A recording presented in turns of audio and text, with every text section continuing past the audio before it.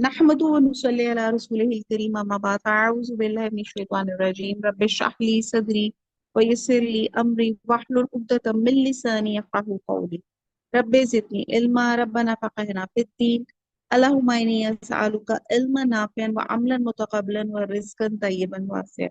अस्सलामु अलैकुम व रहमतुल्लाहि व बरकातुहू। और आज हमारा पारा नंबर 26 है, सूरे फतह है। आउज़ु बिल्लाहि मिनश शैतानिर रजीम बिस्मिल्लाहिर रहमानिर रहीम। प्लीज साथ साथ मैसेज कर दें जो लोग आ सके। आयत नंबर 15। सायक़ूलु अनकरीब कहेंगे, अल मुखल्लफूना, मुखल्लफूना खिलाफ यानी कि जो पीछे रहने वाले थे, ईजा जब, अनतलक्तुम, अनतलक्तुम को आप अंडरलाइन कर लें, इन तलाक से है, इसका मतलब है तुम चले। तो अनतलक्तुम चलोगे तुम, इला तरफ, मगानिमा, मगानिम, मगानिम होता है गनीमतें, नेमतों की तरफ।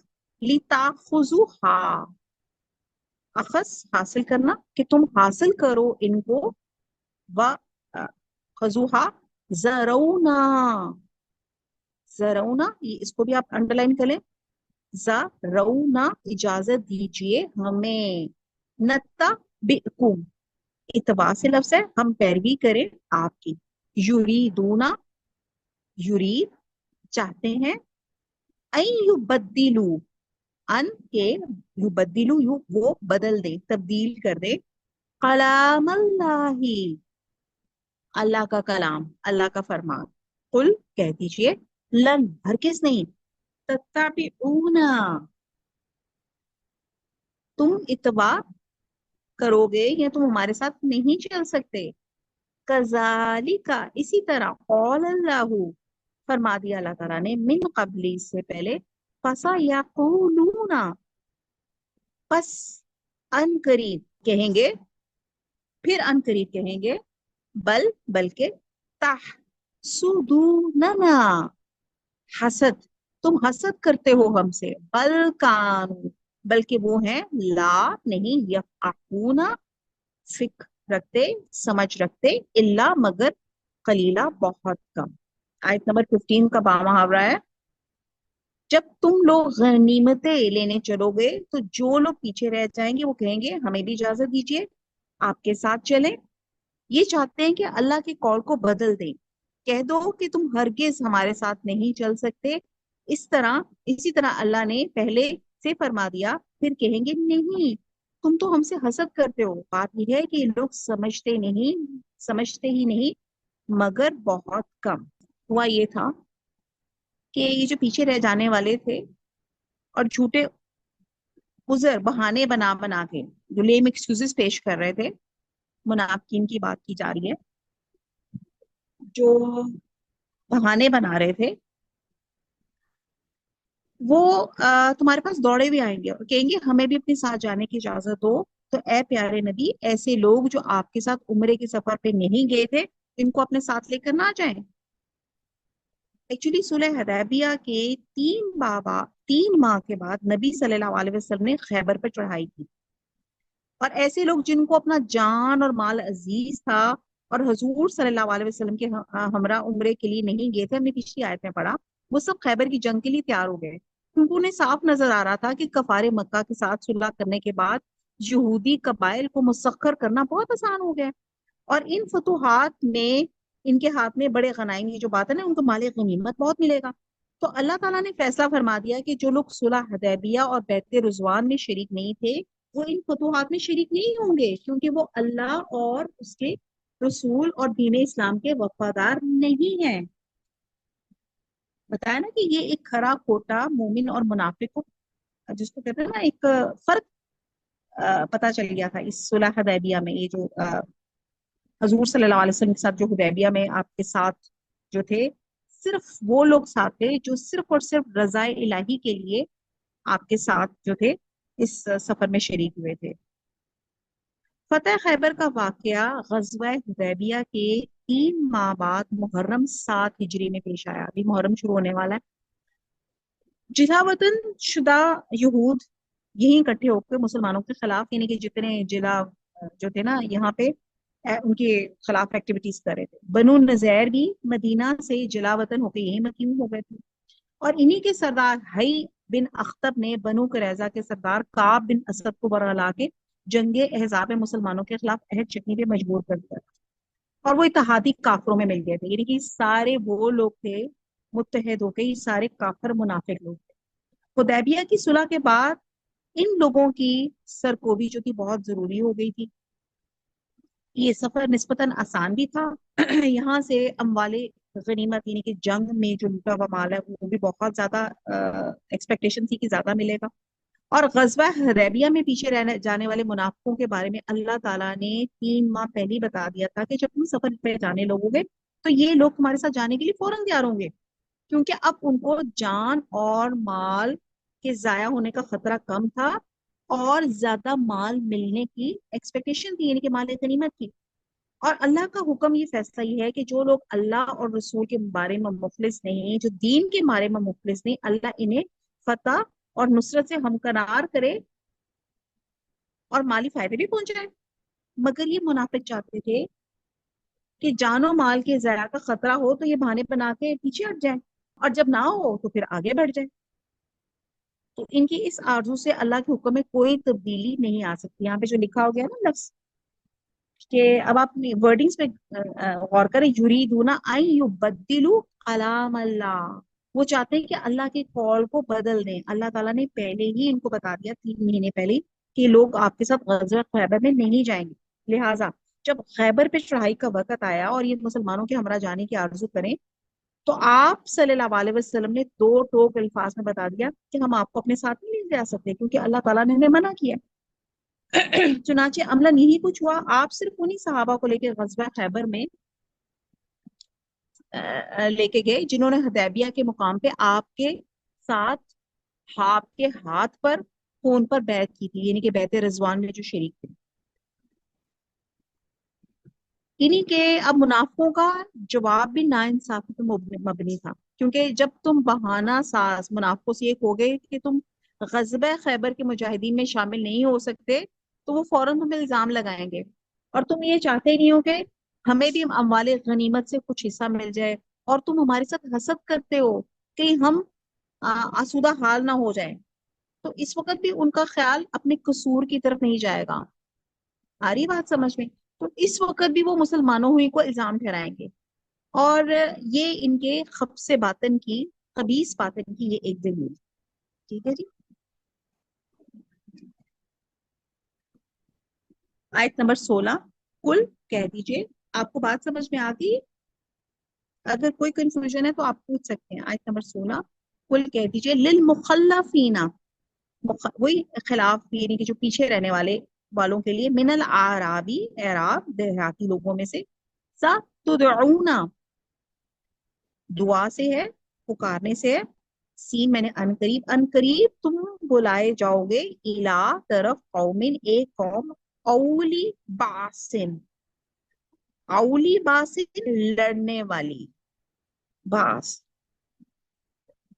शदीदिन सख्त, तुकातिलूनाहुम तुम जंग करोगे इनसे।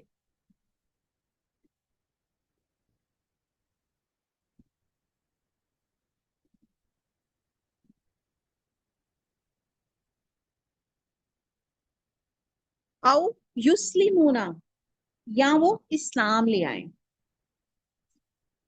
फ़ाइन पस अगर तुतीउ तुम अतात करोगे, युतिकुमुल्लाहु तो अल्लाह ताला देगा तुमको अजरन हसना, अजर हसना, हसन अच्छा बेहतरीन। व इन और अगर ततवल्लु तुम फिर जाओगे, कमा जैसे कि तवल्लई तुम मुंह फेरा तुमने, मिन कबली से पहले, जो अजिबकुम तो अजाब देगा तुमको, अजाबन अलीमा, अजाब अलीमा दर्दनाक। आयत नंबर 16 का बा मुहावरा है कि जो गवार या जो देहाती लोग पीछे रह गए थे, इनसे कह दो कि तुम जल्द एक सख्त जंगजू कौम के साथ लड़ाई के लिए बुलाए जाओगे। इनसे तुम یا تو جنگ کرتے رہو گے یا وہ اسلام لے آئیں گے. اگر تم حکم مانو گے تو اللہ تم کو اچھا بدلہ دے گا، اور اگر منہ پھیر لو گے تو جیسے پہلی دفعہ پھیرا تھا تم کو بری تکلیف کی سزا دے گا.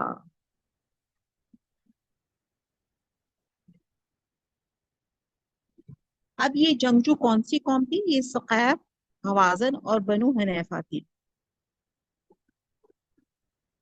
تو یہاں پہ جو بھی کانٹیکس بات کی جا رہی ہے کہ جو لوگ پیچھے رہ گئے تھے، انہیں کے جو منافقین تھے، ان سے کہا جا رہا ہے کہ تم ایک بہت جلد ایک جنگجو قوم کے ساتھ تمہاری لڑائی ہوگی، تمہیں بلایا جائے گا.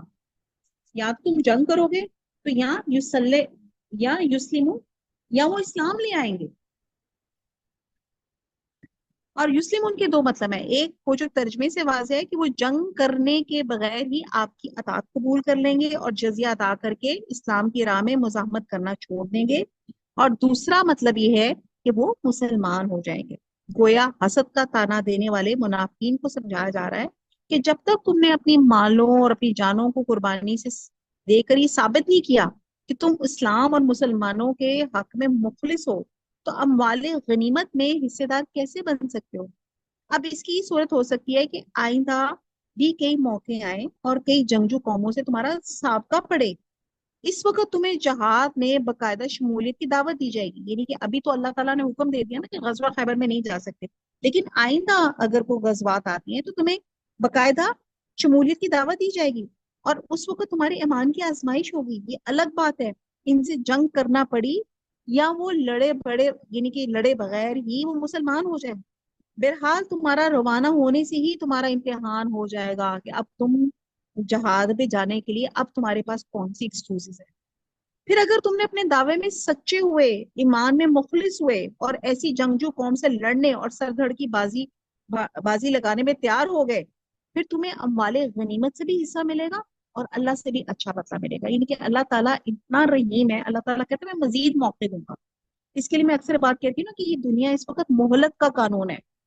اگر میں جھوٹ بولوں اللہ میری زبان کاٹ دے، میں چوری کروں میری فوراً ہاتھ کٹ جائے، اللہ تعالیٰ میں موقع دیتا ہے. اللہ تعالیٰ تو کو سب پتا ہے. اللہ تعالیٰ کو تو کسی ہیئرنگ کی یا کسی وکالت کی یا کسی کورٹ کی ضرورت ہے. اللہ تعالیٰ کو سب پتا ہے. اللہ تعالیٰ میں ڈھیل دے رہا ہوتا ہے. جب ہم گناہ کرتے ہیں اور گناہ پہ پکڑے نہیں جاتے تو بیسیکلی اللہ تعالیٰ میں موقع دے رہے ہوتے ہیں کہ معافی کر لو، استغفار کر لو اور میرے پاس پلٹ کر آ جاؤ تو میں تمہیں بہترین بدلہ دوں گا. لیکن ہم کیا کرتے ہیں کہ جب ہم گناہوں پہ پکڑے نہیں جاتے ہم گناہوں میں دلیر ہو جاتے. یعنی کہ ہم گناہ پہ گناہ کرتے جاتے. اسی لیے کہا جا رہا ہے کہ اگر تمہیں پھر وہی حرکت کی، یعنی کہ پھر تمہیں جنگ کا بلاوا آیا اور تم لوگوں نے نہیں کی، اس میں شرکت نہیں کی، تو پھر تمہیں آخرت میں دردناک سزا ملے گی. اب واضح ہے کہ اس آیت میں جنگجو قوم سے مراد جنگ حنین میں حصہ لینے والے قبیلے ثقیف اور حوازن بھی ہو سکتے ہیں، اور مسلیمہ قذاب کی جنگ یمامہ میں حصہ لینے والے بنو حنیفہ بھی. اور علاوہ ازیں خلافت ابو بکر اور عمر کے دور میں بھی کئی مارکے ایسے پیش آئے. صلح حدیبیہ میں مسلمانوں کی مرضی کے خلاف وہ جو ایسی شرطیں رکھی گئی تھی جس پہ مسلمانوں کے دل بہت ان کو لگ رہا تھا کہ یہ ان کے حق میں بہتری ہے، ان کے حق میں بہتر نہیں ہے. تو یہاں فرمایا جا رہا ہے اس کی وجہ یہ تھی کہ جب آپ صلی اللہ علیہ وسلم مدینہ تشریف لائے تو ایک دن بھی ایسا نہیں گزرا تھا کہ جنگ کا خطرہ سر پہ سوار نہ ہو. جب بھی جنگ کا موقع آتا تو قریش، یہود، منافقین، مشرک قبائل سب مل کے مسلمانوں کے خلاف اتحاد قائم کر لیتے تھے. تو آپ یہ چاہتے تھے کم از کم قریش مکہ سے صلح کر کے دوسرے دشمنوں کی سرکوبی کی جائے، اور تاکہ یہ جو 10 سال تھا کہ آپس میں جنگ نہیں کریں گے تو یہ کم از کم مسلمان ایک اسٹرینتھ بن جائیں، ایک قوم بن جائیں، اس کو کہتے ہیں نا اسٹرانگ نیشن تھوڑی سی اور ہو جائے، اور کم از کم ایک سائڈ سے ان کا جنگ کا خطرہ کم ہو تو تاکہ باقی سائڈس کی جو ہے ان پہ اپنا روب جو ہے وہ اپنی فوج کا اپنی ایمان کا جو ہے روب دوسروں پہ قائم کر سکے. اب خیبر میں یہودیوں کے جو مشہور قلعے تھے جن میں 20,000 جو تھے جس کو کہتے ہیں نا بڑے ٹرینڈ سولجرز موجود تھے. اور اسلامی لشکر رات کے وقت خیبر کے پہلے قلعے نائن پہ پہنچے. اس وقت قلعے والے اسلامی لشکر کی یورش سے بالکل بے خبر، مطلب ان کو کچھ نہیں پتا تھا کہ ان کا حملہ ہو چکا ہے، وہ سوئے ہوئے تھے، اور شب خون مار کر قلعے کو فتح کرنے کا یہ بہترین موقع تھا کہ سوئے ہوئے لوگوں کو، لیکن آپ صلی اللہ علیہ وسلم نے شب خون مارنے کے خلاف تھے اور مسلمانوں کو بھی شب خون مارنے کی ممانعت کر دی تھی، لہٰذا آپ نے لشکر کو صبح ہونے تک کے روک کے رکھا۔ چنانچہ حضرت انس فرماتے ہیں کہ جب کسی قوم پہ جہاد کرتے تو ان پہ صبح تک حملہ نہ کرتے، صبح اگر ان لوگوں میں اذان کی آواز سنتے تو حملہ نہ کرتے، اور اگر اذان کی آواز نہ آتی تو حملہ کرتے تھے۔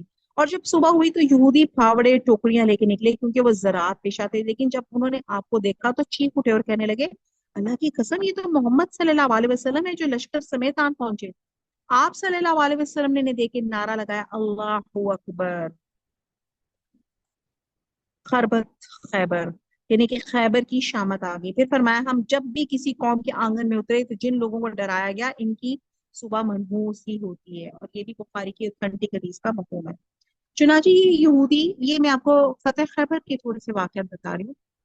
چنانچہ یہ یہودی خوفزدہ ہو کے شہر کی طرف بھاگے اور قلعہ نائی میں بنا لے۔ نائی میں یہود کا صرف سامان رس وغیرہ پڑا ہوا تھا اور کوئی فوجی قوت نہیں تھی، لہٰذا مسلمانوں نے انتہائی آسانی سے اس کو فتح کر لیا۔ اس کے بعد دوسرے چھوٹے قلعے بھی آسانی کے ساتھ فتح ہوتے گئے، لیکن سب سے مضبوط اور سب سے اہم سلام بن ابی الحقیق کا قلعہ قموس تھا، جس میں یہود کا سردار اور مشہور جرری پہلوان مرہب موجود تھا۔ قموس پر ہر روز حملے ہوتے تھے، یعنی کہ ایک مضبوط قلعہ تھا لیکن یہ سر ہونے میں نہیں آتا تھا، اور اسی طرح 20 دن گزر گئے۔ حضور صلی اللہ علیہ وسلم نے فرمایا کہ کل میں جھنڈا ایسے شخص کو دوں گا جس کے ہاتھ میں اللہ خیبر فتح کرائے گا، اور اللہ اور اس کے رسول اس سے محبت رکھتے ہیں اور وہ اللہ اور اس کے رسول سے محبت رکھتا ہے۔ لوگ ساری رات سوچتے رہے کہ دیکھیں جی کل کس کو جھنڈا ملتا ہے۔ صبح لوگ حضور صلی اللہ علیہ وسلم کی خدمت میں حاضر ہوئے، آپ نے پوچھا علی بن ابی طالب کہاں ہے؟ لوگوں نے عرض کیا یا رسول اللہ ان کی آنکھیں تو دکھ رہی ہیں۔ تو آپ صلی اللہ علیہ وسلم نے فرمایا کہ کسی کو اسے بلانے کے لیے بھیج دو۔ جب حضرت علی آئے تو آپ صلی اللہ علیہ وسلم نے اپنا تھوک ان کی آنکھوں پہ لگایا اور دعا فرمائی، اور وہ ایسے اچھے ہو گئے جیسے انہیں کوئی تکلیف ہی نہیں تھی۔ یہ بھی دیکھیں کتنا بڑا معجزہ ہے۔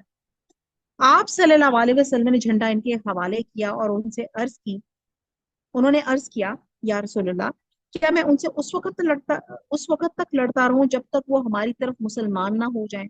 آپ صلی اللہ علیہ وسلم نے فرمایا کہ آرام سے جاؤ، جب ان کے مقام پہ پہنچ جاؤ تو انہیں اسلام کی دعوت دو اور ان پر اللہ کا جو فرض ہے وہ انہیں بتاؤ، اور اللہ کی قسم اگر تیرے ذریعے اللہ ایک شخص کو بھی ہدایت دے دے تو تیرے حق میں سرخ اونٹوں سے بہتر ہے۔ یہ بخاری کی حدیث کا ہے، اور یہ میری ون آف مائی فیورٹ حدیث میں سے ایک آتی ہے، اور یہ وہ میسج ہے جو میں الحمدللہ ہر لیکچر میں آپ کو آخر میں دیتے ہیں کہ جو آج آپ نے سنا، جو آپ نے آج پڑھا، جو بھی آپ نے آج فیل کیا، کسی کم از کم 3 لوگوں کے ساتھ آپ شیئر کریں۔ ایک تو آپ کا ایمان اور راسخ اور مضبوط ہو جائے گا، اور دوسرا اس صدقہ جاریہ کا کام ہو جائے گا، اور تیسرا اس حدیث کے مفہوم کے اندر کہ آپ کسی ایک شخص کی ہدایت، اگر کوئی آپ کی وجہ سے ایک شخص ہدایت پہ آ گیا تو اللہ کے رسول کہہ رہے ہیں وہ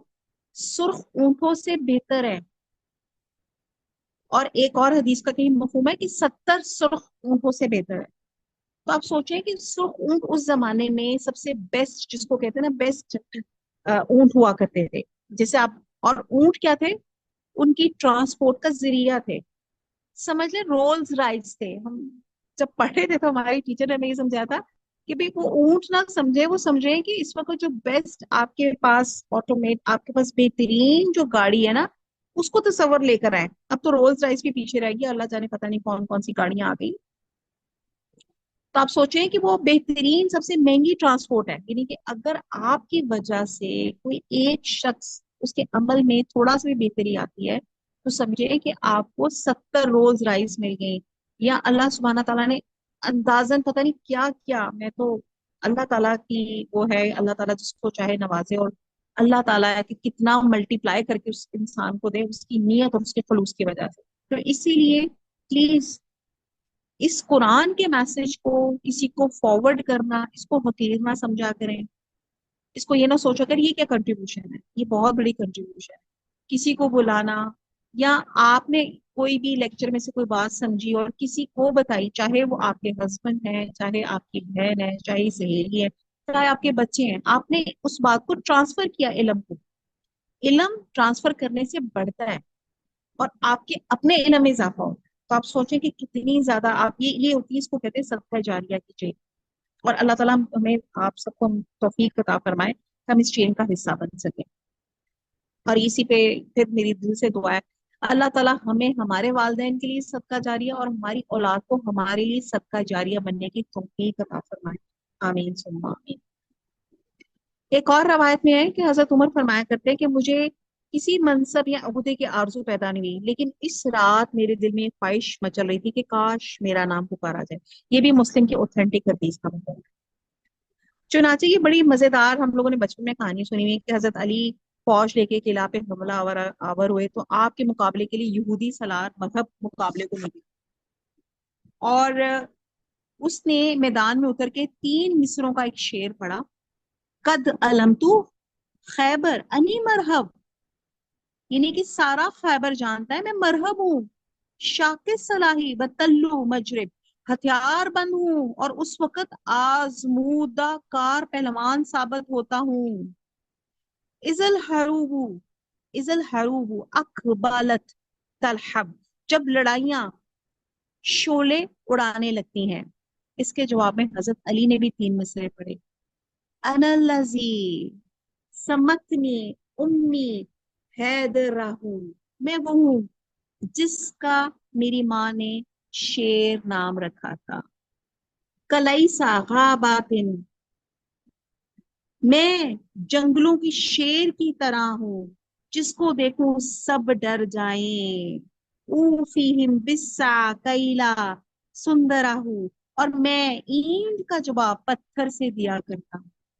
اور جب حضرت علی نے مرحب کے سر پر ایک ایسی کاری ضرور لگائی جس کا اس کا تمام کام تمام ہو گیا، تو اللہ تعالیٰ نے حضرت علی کے ہاتھ پر فتح دی. یہ بھی مسلم کی اوتھینٹک حدیث کا مطلب ہے. مرحب کے بعد ان کے بھائی یاسر میدان میں اترے تو سیدنا زبیر نے اسے ڈھیر کر دیا.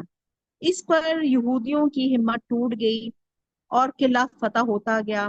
اور اس مارکہ خیبر میں کہتے ہیں کہ 93 یہودی جو تھے مارے گئے اور 20 مجاہدین شہید ہوئے. اور اس شکست فاس کے بعد یہودیوں نے آپ صلی اللہ علیہ وسلم سے جان بخشی کی درخواست کی، جسے آپ نے اس شرط پہ منظور کیا کہ یہود اپنی تمام جائیداد، منقولہ اور غیر منقولہ، یعنی کہ ہتھیار، آپ کی نقدی، مویشی، زمین، باغات، سب کچھ مسلمانوں کے حوالے کر دیں گے. اور اگر انہوں نے جائیداد کا عطا پتہ بتانے میں کچھ پسو پیش کیا تو معاہدہ ختم اور مسلمانوں کو انہیں قتل کرنے اور جلا وطن کرنے کا حق ہوگا.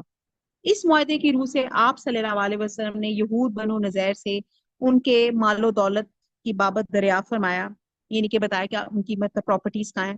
تو جو وہ مدینے سے لے کر نکلے تھے تو حی بن اخطب کے داماد کنانا بن ربی نے اس کو بتانے میں تھوڑی سی پسو پیش کی، لیکن ایک دوسرے یہودی کی نشاندہی پہ مطلوبہ مال جنگل میں مدفون مل گیا اور اس عہد شکنی کی بنا پہ کنانا بن ربی کو تہہ تیخ کر دیا گیا اور اس کے خاندان کی عورتیں اور بچوں کو غلام بنا لیا گیا.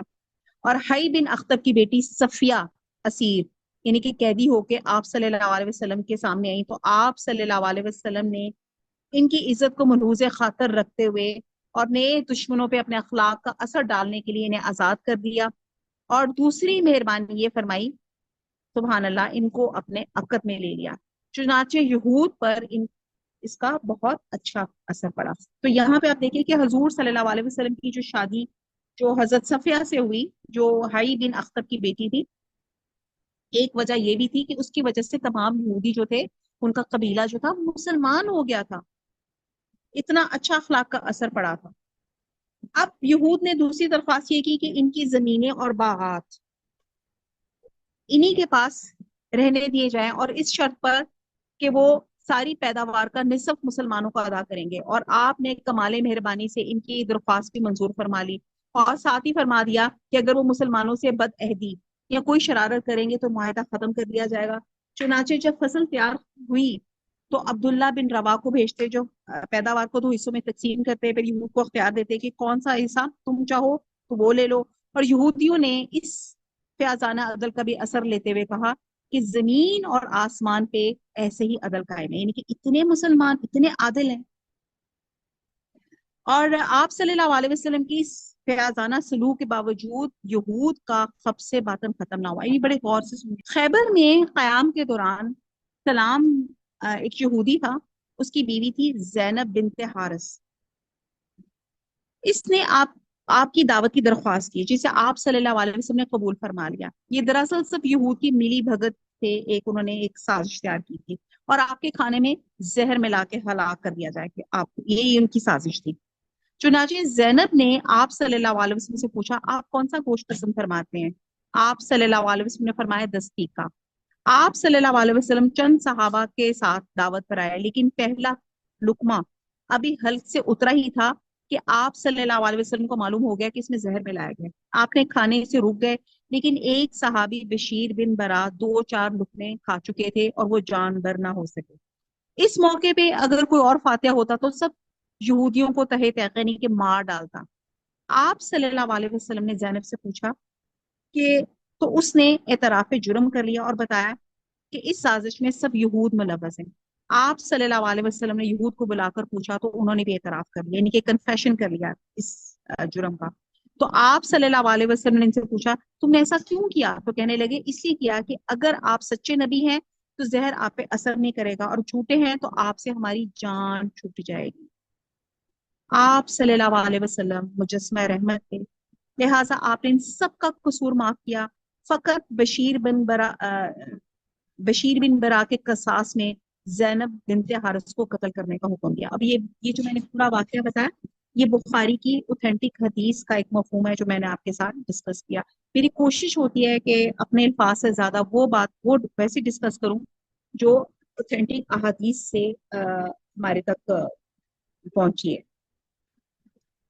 بہرحال مجھے اور آپ کو بتائیں کہ ہمارے تو یہاں پہ اگر کھانا ٹھنڈا ہی کوئی مہمان کو دے دیا جائے تو مہمان 100 باتیں سنائے کہ کیا مجھے کھانا دے دیا، میری مہمان نوازی نہیں کی. اور یہاں پہ آپ دیکھیں کہ ایک زہر آلودہ کھانا کھانے کے باوجود بھی آپ نے ان سب کو کچھ بھی نہیں کہا، آپ نے ان سب کو معاف کر دیا سوائے اس عورت کے جس کی وجہ سے ایک جو کہ صحابی کی شہید ہو گئے تھے. اب خیبر کے معاملات سے فارغ ہو کے 7 ہجری میں آپ نے فدق کی طرف توجہ فرمائی کیونکہ یہ لوگ بھی جنگ پہ تلے بیٹھے تھے. یہاں صرف ایک دن جنگ ہوئی اور دوسرے دن صبح ہی مجاہدین اسلام نے ان پہ فتح پا لی اور ان سے اہل خیبر کی شرائط پہ مصالحت ہو گئی. اور تیمہ کے یہود کو ان فتوحات کی خبر ملی تو انہوں نے خود ہی جزیہ کی شرط پہ صلح کر لی اور خیبر وغیرہ کی فتح سے یہود کا دم خم بالکل ختم ہو گیا. جب قریش مکہ کو خبر ملی انہیں سخت صدمہ ہوا کیونکہ ان کا ایک مضبوط بازو کٹ گیا تھا. اب وہ مسلمانوں کے مقابلے میں تنہا رہ گئے. اب آپ سوچ رہے ہوں گے میں نے اتنی ڈیٹیلز کیوں بتائیں کیونکہ اس سورت کا نام ہے سورہ فتح اور پہلی سورت میں بھی آیا کہ یہ کیا تھی؟ فتح مبین تھی اور یہ خوشخبری تھی. صلح حدیبیہ میں ہی اللہ تعالیٰ نے فتح مکہ کی خوشخبری سنا دی تھی. اب یہ ایک کڑیاں تھیں کہ اللہ تعالیٰ نے پہلے تو مکہ کے ساتھ جو انہوں نے صلح کی تھی جس کی وجہ سے جنگ ایک تو رک گئی تھی، اور اس کے بعد اللہ اور ان کے جو مومنین تھے اس کو کہتے ہیں نا اکوپٹ ہو کے انہوں نے دوسری جگہ توجہ دی اور اپنی ریاست اور اپنا جو تھا نا ایک روب اور یہودیوں پہ خیبر پہ ڈالا. اور غزوہ خیبر میں کچھ لڑائی کے بعد اموال غنیمت حاصل ہوئے اور کچھ بے لڑے بھی حاصل ہو گئے. مال کثیر اور باغات مسلمانوں کے ہاتھوں لگے حتیٰ کہ مسلمانوں کی معاشی حالت بہتر ہوگی. اب آپ کو پوائنٹ سمجھ آیا کہ اس وقت کیوں صلح کی گئی تھی. اور مہاجرین نے انصار کو وہ باغات واپس کر دیے جو سلسلہ مواخات کے ذریعے مہاجرین نے بطور شراکت انصار سے لیے گئے تھے. یعنی کہ آپ کو پتہ ہی ہوگا جب مہاجر ہجرت کر کے مکہ سے مدینہ آئے تھے تو انصار نے اپنے آدھے باغات ان کو دے دیے تھے، اپنی آدھی پراپرٹیز دے دی تھی. تو اس غزوہ خیبر میں انہی مجاہدین کو شریک کیا گیا تھا جو غزوہ حدیبیہ میں آپ کے ہمراہ تھے اور خون پر بیعت کی تھی، اور انہی میں یہ مال غنیمت تقسیم بھی ہوا تھا. ان اموال میں حبشہ سے ہجرت کر کے مدینہ پہنچنے والے مہاجرین کو شریک کر لیا گیا تھا جو عین اموال غنیمت کی تقسیم کے موقع پہ پہنچے تھے. اور بعض اسکالرز نے یہ بھی کہا کہ آپ صلی اللہ علیہ وسلم نے مہاجرین حبشہ کو جو مال دیا وہ مجاہدین کے حصے سے نہیں تھا بلکہ اپنے حصے خمس سے دیا گیا جس کی تقسیم اور جو ہے وہ آپ صلی اللہ علیہ وسلم کی مطلب ان کی آپ کی خواہش پر کی جاتی ہے. ایک حدیث کا مفہوم ہے، حضرت موسیٰ کہتے ہیں کہ ہم نے یمن میں سنا کہ آپ صلی اللہ علیہ وسلم مکہ سے ہجرت کر کے چلے گئے ہیں، تو میں اور میرے دو چھوٹے بھائی ابو بردہ اور ابو رحم بھی مدینہ کو ہجرت کی غرض سے نکلے. ہماری کل کے 52 یا 53 آدمی تھے، یعنی کہ 52 لوگ تھے جو کشتی پہ سوار تھے، اور وہ کشتی حبش کی طرف چلی گئی جہاں کا بادشاہ نجاشی تھا. وہاں ہم کو جعفر بن ابی طالب اور ان کے ساتھی ملے. جعفر نے کہا کہ رسول صلی اللہ علیہ وسلم نے ہم کو یہاں بھیجا اور فرمایا کہ یہیں ٹھہرو، تو تم بھی ہمارے ساتھ ٹھہرو. ہم کچھ عرصہ وہاں پہ رہے، پھر سب لوگ مل کر مدینہ آئے، اور اس وقت رسول صلی اللہ علیہ وسلم نے خیبر فتح کیا. آپ نے غنیمت کا مال جو تھا اس میں سے ہمارا حصہ لگا دیا اور کہا کہ اس سے ہمیں عطا کیا، لیکن ہمارے سوا صرف اسے ہی آپ نے دیا جو فتح خیبر میں حاضر تھا، کسی غیر حاضر کو کچھ نہیں ملا. تو ہم کشتی والوں کو جو جعفر ان کے صحاب کے ساتھ تھے، آپ نے ان کو حصہ لگایا. اور بعد لوگ کہنے لگے ہم تو تم سے پہلے ہجرت کر چکے. چنانچہ اس سلسلے میں حضرت عمر اور سیدہ اسما بنت امیس میں تکرار بھی ہوئی، یعنی کہ ان کی تھوڑی سی کنورسیشن ہوئی. حضرت عمر کہتے ہیں کہ ہم تم سے پہلے ہجرت کر کے مدینہ پہنچے تھے، لہٰذا ہم رسول صلی اللہ علیہ وسلم کی طرف زیادہ حق رکھتے ہیں. اور اسما بنت امیس کو اس بات پہ غصہ آیا کہ تم تو رسول صلی اللہ علیہ وسلم کے ساتھ رہے اور تمہارا ہر طرح سے خیال رکھتے تھے، ہم دیار خیر میں تھے اور ہجرت بھی 2 دفعہ کی. اور کہنے لگی ضرور یہ بات رسول صلی اللہ علیہ وسلم سے پوچھوں گی. چنانچہ اسما نے آپ صلی اللہ علیہ وسلم سے پوچھا اور آپ نے فرمایا کہ وہ تم سے زیادہ حق نہیں رکھتے کیونکہ ان کی ایک ہجرت ہے اور تمہاری 2 بار ہجرت ہے. اسما کہتی ہیں کہ حضور صلی اللہ علیہ وسلم کی اس بات سے کشتی والوں کو انتہائی خوشی ہوئی اور مجھے بار بار اس حدیث کو دہرانے کو کہتے تھے. اب یہ واقعہ بھی میں نے مسلم کی ایک اوتھینٹک حدیث کا مفہوم آپ کے ساتھ شیئر کیا، تو اس سے اندازہ لگائیں کہ حضور صلی اللہ علیہ وسلم میں عورتوں کو بھی کتنی آزادی تھی کہ اپنی رائے کا اظہار، یا ان کو اگر کوئی چیز فشی لگتی تھی تو اس میں سوال کرتی تھی اور ان کو پراپر جواب ملتا تھا. تو اس حدیث سے معلوم ہوتا ہے کہ حبشہ سے آنے والے مہاجرین کو یہ حصہ 2 ہجرتوں کی وجہ سے ملا تھا. اور اس آیت میں یہ بھی بتایا گیا کہ منافق تو محض ہیلے بہانے کرتے ہیں، اصل معذور وہ لوگ ہیں جو اندھے، لنگڑے، اپاہج، نابالغ بچے، یا جس کو کہتے ہیں نا ضعیف اور ناتوان بوڑھے بزرگ، یا مجنون، یا جن کی عقل نہیں ہوتی. بہرحال